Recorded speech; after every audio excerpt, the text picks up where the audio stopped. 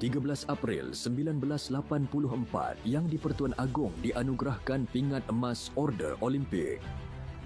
Pada hari ini dalam tahun 1984, Duli Yang Maha Mulia Tuanku Sultan Haji Ahmad Shah Al-Musta'in Billah Ibni Almarhum Sultan Abu Bakar Riayatuddin Al-Muazzam Shah Yang di-Pertuan Agong dianugerahkan pingat emas Order Olimpik di Istana Negara Kuala Lumpur.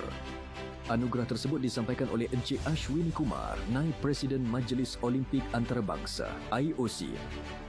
Duli Yang Maha Mulia Tuanku Sultan Haji Ahmad Shah dipilih menerima anugerah ini kerana penglibatan baginda secara aktif dalam lapangan sukan antarabangsa, khususnya hoki. Baginda merupakan penerima ketujuh anugerah ini.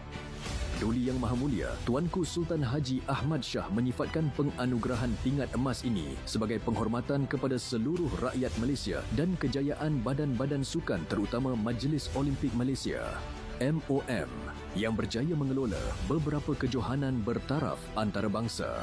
Penganugerahan ini telah meletakkan Malaysia sebagai salah sebuah negara yang berwibawa dalam arena sukan di mata dunia.